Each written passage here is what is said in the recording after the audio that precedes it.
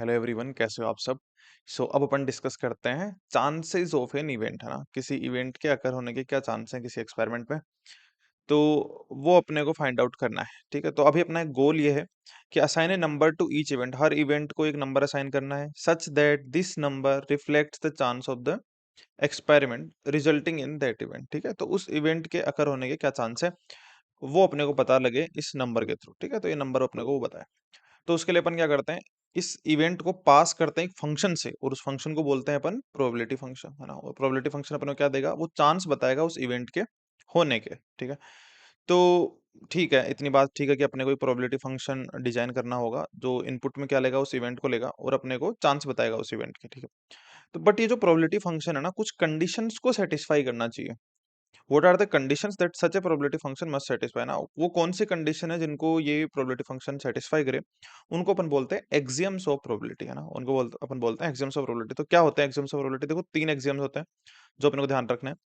किसी भी इवेंट की जो प्रोबेबिलिटी है ना, इस ए को अपन ने प्रोबेबिलिटी फंक्शन से पास किया तो प्रोबेबिलिटी ऑफ ए आया, वो greater than equal to zero होना चाहिए। पहला एक्सियम है, मतलब जो भी प्रोबेबिलिटी फंक्शन अपन डिफाइन करें, वो प्रोबेबिलिटी जो फंक्शन है, देखो ये जो प्रोबेबिलिटी फंक्शन है ना, ये प्रोबेबिलिटी फंक्शन कुछ कंडीशंस को सेटिस्फाई करना चाहिए, उनको अपन ने बोला एक्सियम्स ऑफ प्रोबेबिलिटी। तो फर्स्ट एक्सियम क्या है, किसी भी इवेंट की जो प्रोबेबिलिटी है वो greater than equal to zero होनी चाहिए। दूसरा एक्सियम क्या है, probability of the sample space, है ना, पूरा जो सैंपल स्पेस है उसके होने की वन होनी चाहिए, है कि नहीं, क्योंकि सैंपल स्पेस में तो वैसे भी set of all possible outcome है, तो सैंपल स्पेस की प्रोबेबिलिटी वन होनी चाहिए। तीसरा देखो इंपॉर्टेंट क्या है, if A1 A2 A3 dot dot dot, है ना, so on is a sequence of disjoint events, है ना। तो इनका देखो ये क्या लिखा हुआ है, इसका मतलब मैं समझाता हूँ तुम्हें। कि मान लो अभी के लिए ना अपन A1 A2 A3 मान लेते हैं। कि मान लो अपने पास A1 A2 A3 तीन क्या है, डिसजॉइंट इवेंट इवेंट है ना। A1 A2 और A3 डिसजॉइंट इवेंट है। तो अपन क्या कह सकते हैं, ये एग्जाम 3 क्या बता रहा है उसको देखते हैं। तो ये बोल रहा है कि probability of A1 union A2 union A3 वो क्या होगा, वो होगा probability of A1 plus probability of A2 plus probability of A3, है कि नहीं।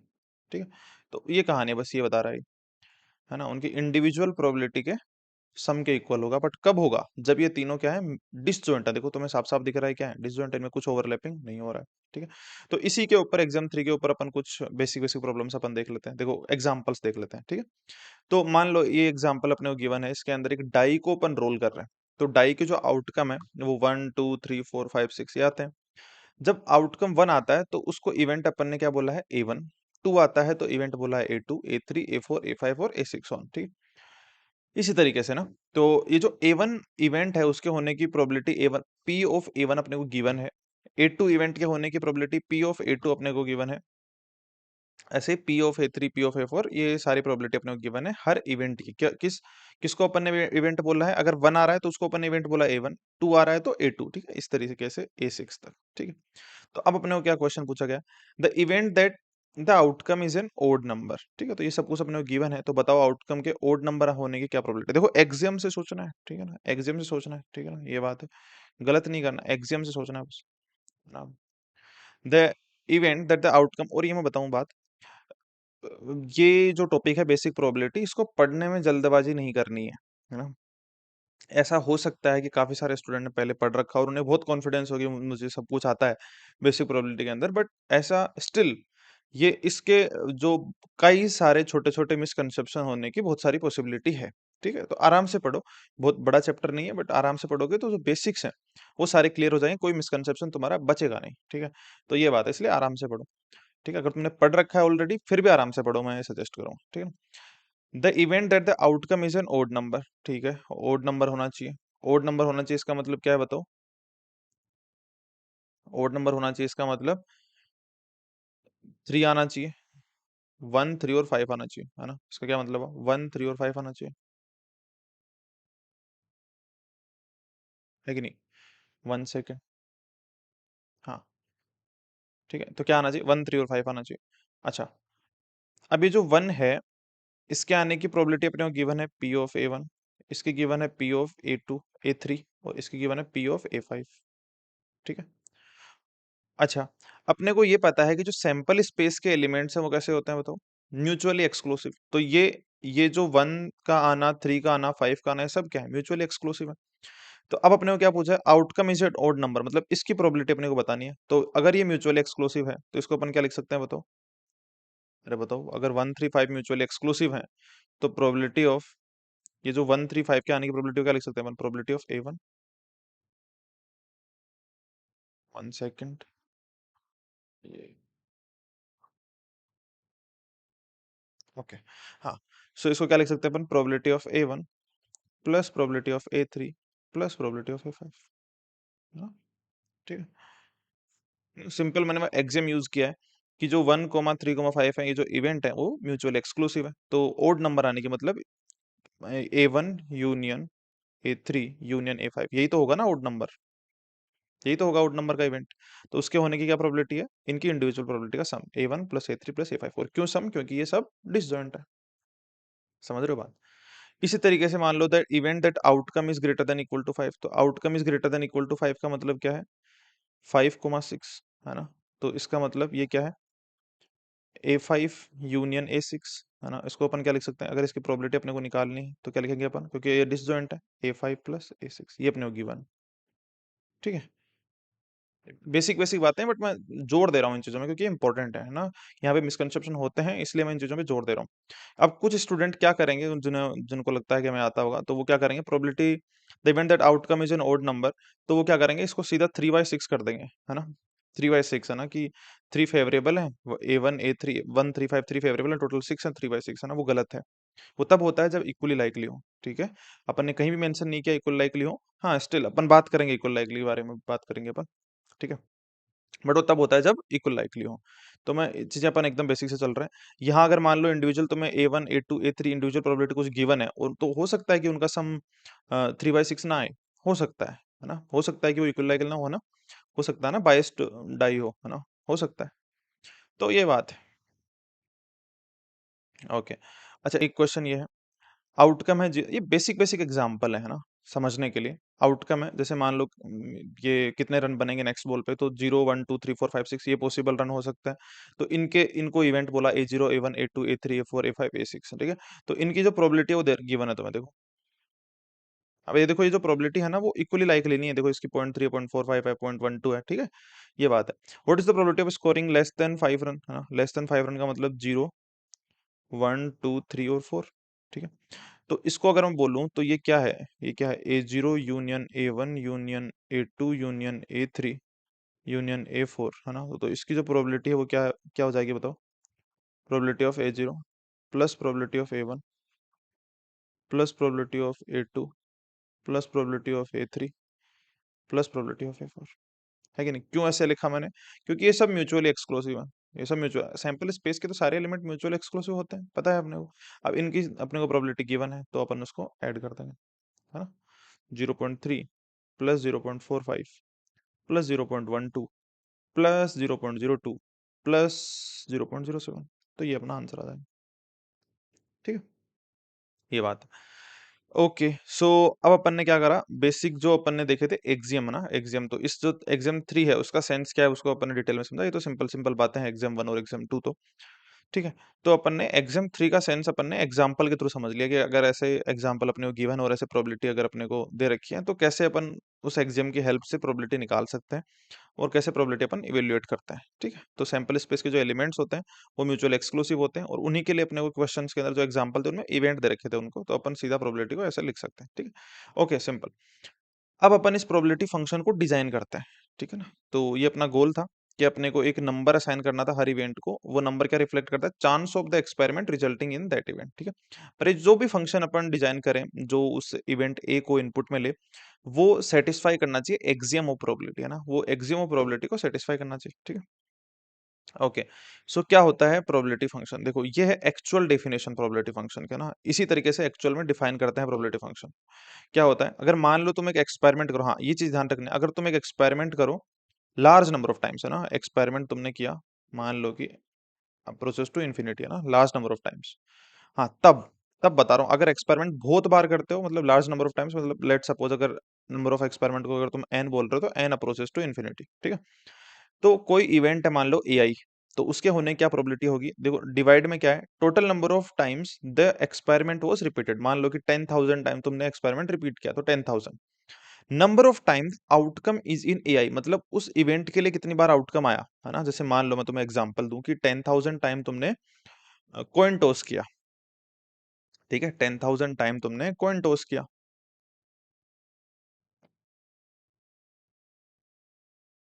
अब उसमें मान लो अगर मैं एक इवेंट बोल रहा हूँ A1, वो है उस कॉइन पे हेड आना, ठीक है? तो अगर मैं इसकी प्रोबेबिलिटी निकालना चाहूँ, प्रोबेबिलिटी ऑफ A1, ठीक है? तो क्या होगा कि तुमने कितनी बार एक्सपेरिमेंट किया? 10,000। और उसमें जब तुमने 10,000 बार एक्सपेरिमेंट किया ना, तो कितनी बार हेड आया? समझ रहे हो बात? कितनी बार हेड आया? तो कितनी बार आएगा बताओ? जैसे मान लो अगर तुमने एक्सपेरिमेंट किया और वो तो तुम्हें एक्सपेरिमेंट करोगे तब पता चलेगा, मान लो 5,001 टाइम आया, तो ये तुम्हारी प्रोबेबिलिटी हो गई, है ना? हेड आने की। तो ये है एक्चुअल डेफिनेशन किसकी? प्रोबेबिलिटी की, ठीक है? समझ रहे हो ना बात?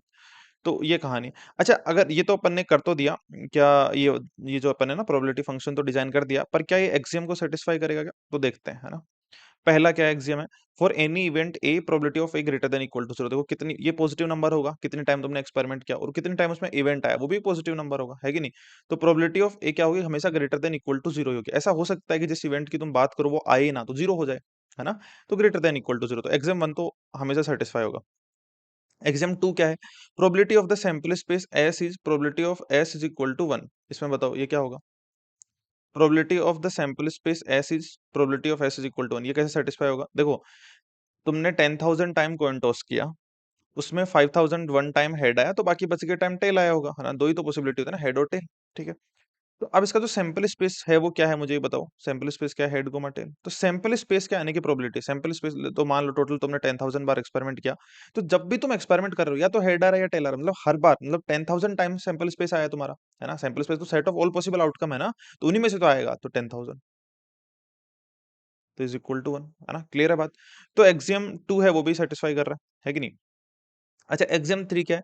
If A1 A2 A3 is a sequence of disjoint events, तो ये बताओ ये ऐसा होगा, मतलब जैसे मान लो probability of A1 union A2 union A3 is equal to probability of A1 plus probability of A2 plus probability of A3, कब? जब A1 A2 A3 कैसे हो? डिसजॉइंट हो।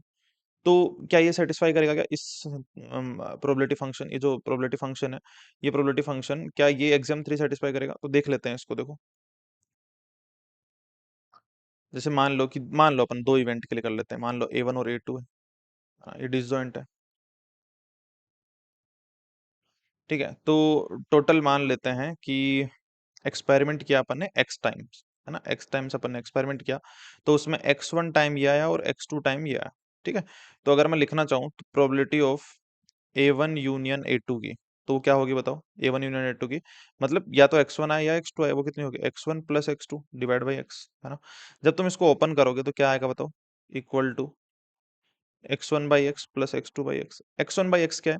x है total time, total number of times जितनी बार तुमने experiment किया, और है ना? नंबर ऑफ टाइम्स जितनी बार, नंबर ऑफ टाइम्स मतलब तुमने एक्सपेरिमेंट किया वो है x। और x1 क्या है? जितनी बार तुम्हारा A1 आया, और x2 क्या है? जितनी बार तुम्हारा A2 आया, है ना? x2 वो है जितनी बार तुम्हारा A2 आया, ठीक है? तो x1 बाई x को अपन क्या लिख सकते हैं? प्रोबेबिलिटी ऑफ A1, है कि नहीं? प्लस प्रोबेबिलिटी ऑफ A2, ठीक है?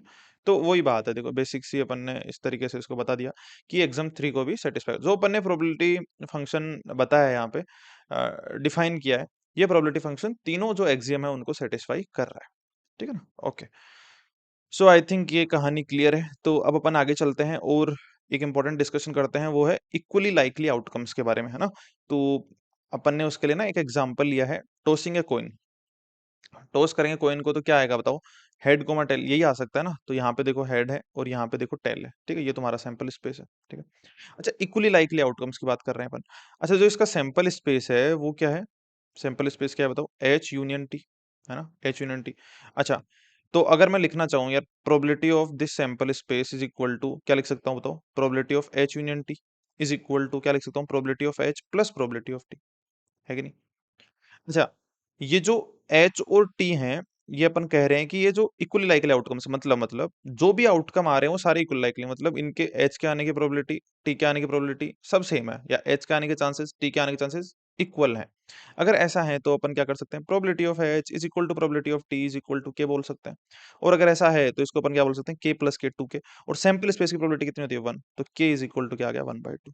तो यहाँ पे अगर इक्वली लाइकली है तो एच के आने की प्रोबेबिलिटी भी कितनी हो गई? 1/2। और टी के आने की प्रोबेबिलिटी कितनी हो गई? 1/2। तो आई होप ये क्लियर है, equally likely outcomes. 1 second. Okay, so अपन पढ़ रहे थे इक्वली लाइकली आउटकम्स के बारे में। तो इक्वली लाइकली आउटकम्स के लिए अपन ने क्या करा, देखो एक कॉइन को टॉस किया है ना, तो सैंपल स्पेस क्या होगा बताओ, एच कोमा टी। अब इस सैंपल स्पेस को अपन ने क्या लिखा, एच यूनियन टी है ना, या तो एच आएगा या टी आएगा, है कि नहीं। तो ये जो सैंपल स्पेस है इसकी प्रोबेबिलिटी क्या हो जाएगी, probability of this sample space equal to probability of H union T is equal to probability of, क्योंकि एच और टी है जो सैंपल स्पेस के एलिमेंट है वो क्या होते हैं बताओ, म्यूचुअली एक्सक्लूसिव होते हैं, मतलब probability of H plus probability of T दोनों इक्वल लाइकली हैं, तो के प्लस के कितना हो गया, two k is equal to one, k equal to one by two, इसका मतलब एच और टी के आने की probability one by two comma one by two, ठीक है। अच्छा ऐसे ही मैं अगर एक एग्जांपल डाई का ले लेता हूँ, है ना, डाई रोल करने का ले लेता हूँ, वन सेकेंड, हाँ, डाई रोल करने का ले लेते हैं। तो देखो, तो सैंपल स्पेस डाई रोल करने के लिए क्या आएगा बताओ, one two three four five six, है कि नहीं, सीधी सी बात है। अच्छा अगर ऐसी कहानी है, तो अगर मैं मान लो ये जो इवेंट सैंपल स्पेस के जो एलिमेंट है उनको अपन क्या बोल रहे हैं, इक्वली लाइकली, जो सैंपल स्पेस के एलिमेंट्स हैं, है ना, ऑब्वियसली म्यूचुअली एक्सक्लूसिव होते ही होते हैं, अपन उनको क्या बोल रहे हैं कि इक्वल लाइकली, मतलब कि वन के होने के चांसेस, टू के होने के chances, three four five six है ना, सेम है, जैसे मान लो फेयर डाई है, तो सेम है ना, सबके होने के चांसेस क्या है, सेम है, इक्वली लाइकली बोल रहे हैं अपन उनको, फेयर डाई, इक्वली लाइकली, ठीक है। अच्छा अगर ऐसा है, तो अगर मैं इस सैंपल स्पेस की प्रोबेबिलिटी लिखना चाहूँ, मतलब probability of one union two union three union four union five union six, ये आने की प्रोबेबिलिटी, क्योंकि ये म्यूचुअल एक्सक्लूसिव होते हैं, तो इसको अपन लिख सकते हैं प्रोबेबिलिटी वन के आने की, टू के आने की, plus till probability of six, ठीक है। अगर ये इक्वली लाइकली है, तो वन के आने की, टू के, सबके प्रोबेबिलिटी सेम है, तो मान लो इसको मैंने के बोला, इसको भी के बोला, तो ये क्या हो जाएगा, सिक्स के, और ये सैंपल स्पेस है तुम्हारा, है ना, one union two union three union four union five union six, तो इसकी प्रोबेबिलिटी कितनी होगी, वन होगी, तो k equal to one by six, ठीक है। एक एक जो एलिमेंट है ना जो इक्वल लाइकली, उनके आने की प्रोबेबिलिटी क्या हो जाएगी, one by six, one by six, one by six, one by six, ठीक है। इस तरीके इसकी वन बाई सिक्स, इसकी भी वन बाई सिक्स, ठीक है ना। तो ये क्लियर है तुम्हारा इक्वली लाइकली, जब अपने आउटकम्स जब सैंपल स्पेस में एक एक एलिमेंट इक्वली लाइकली होता है, तब अपन प्रोबेबिलिटी को इस तरीके से लिख सकते हैं, हेड कोमा टेल, तो वन बाई टू, और डाई के लिए वन बाई सिक्स, ठीक है। तो उसको थोड़ा और देखते हैं, जैसे मान लो ये क्वेश्चन है, probability of A one A two A three A four A five A six, ये दे रखी थी, मतलब ए वन इवेंट है वन आना, ए टू इवेंट है टू आना, ए थ्री इवेंट है थ्री आना डाई के ऊपर, A four four, A five five, A six six, ठीक है। सो आउटकम इज इवन, है ना, आउटकम इज इवन, इसका मतलब इवन आने का मतलब टू फोर कोमा सिक्स ये आए, है कि नहीं।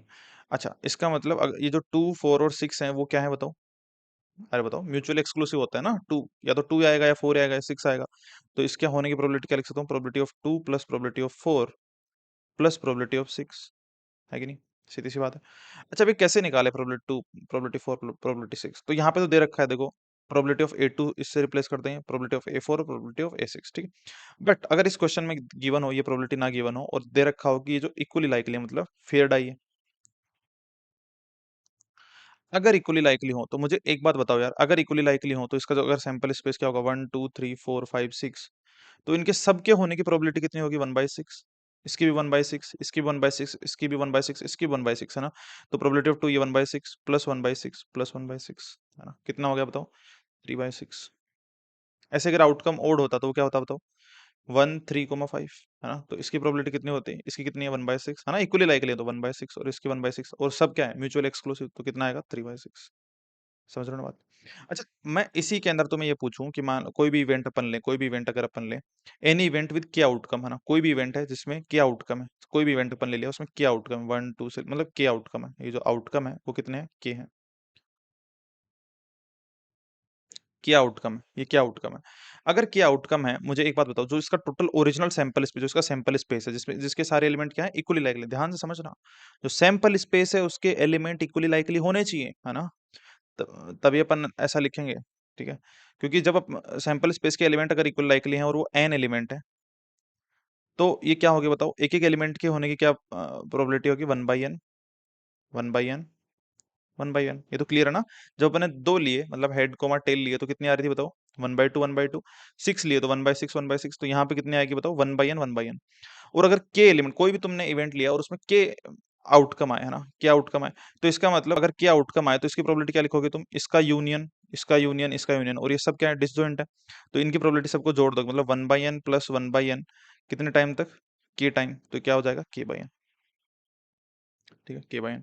तो ये समझो बात, जब भी तुम्हारा सैंपल स्पेस है ना, जब भी तुम्हारा सैंपल स्पेस, और यही होगा मोस्टली, है ना, जब तक वो क्वेश्चन में तुम्हें फंसा ना दे कुछ लैंग्वेज में घुमा फिरा के कि नहीं म्यूचुअली मतलब इक्वली लाइकली नहीं है, वो किसी भी तरीके से तुम्हें ये बता दे कि लैंग्वेज में कि म्यूचुअल इक्वली लाइकली नहीं है इसके एलिमेंट्स, देन अपन चेंज करेंगे अपनी स्ट्रेटजी सॉल्व करने की, अदरवाइज यही कहानी होने वाली है। ठीक है, इसका मतलब क्या है कि मान लो कि अगर अपने पास एक सैंपल स्पेस है, मान लो ये सैंपल स्पेस है टोटल, इसको ऐसे नोट करते हैं, और ये कोई एक्सपेरिमेंट का सैंपल स्पेस है जिसके अंदर कुछ एलिमेंट है, मान लो कि n एलिमेंट है, और इसी के थ्रू एक इवेंट आएगा x, है ना, और उसमें कुछ फेवरेबल आउटकम्स होंगे उसके, है ना, ये फेवरेबल आउटकम्स होंगे, है ना, वो कुछ मान लो के होंगे। तो उस x इवेंट के होने की क्या प्रोबेबिलिटी होगी, number of outcomes in x divide by number of outcomes in sample space, है ना, या इसको मैं क्या कह सकता हूँ n, और ये होगा k, तो k by n। समझ रहे हो बात? ये पर ये कहानी तब है जब सैंपल स्पेस के जो एक-एक एलिमेंट है वो इक्वल है, और मोस्टली यही होगा, है ना? हर एलिमेंट क्या होगा, सैंपल स्पेस का इक्वल लाइकली। तो ये सेंस बनाता है कि क्यों अपन सैंपल स्पेस को हमेशा इस तरीके से लिखते हैं कि उसका एक-एक एलिमेंट इक्वल लाइकली हो, है ना?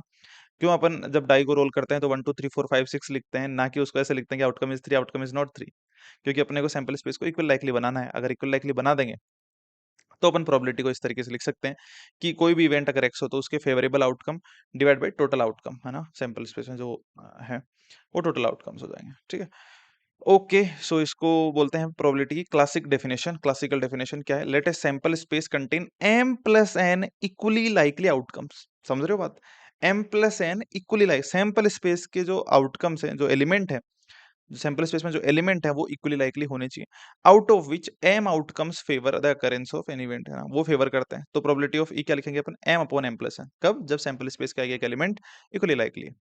तो इसको अपन और क्या लिख सकते हैं, probability of event E is equal number of favourable outcomes divide by number total number of outcomes. ठीक है, सो ये कहानी है, ये अपने डेफिनेशन आ जाती है प्रोबेबिलिटी की, जब सैंपल स्पेस का हर एलिमेंट इक्वली लाइकली हो। ठीक है, okay, so that's all for this video, we will meet in next video. Okay.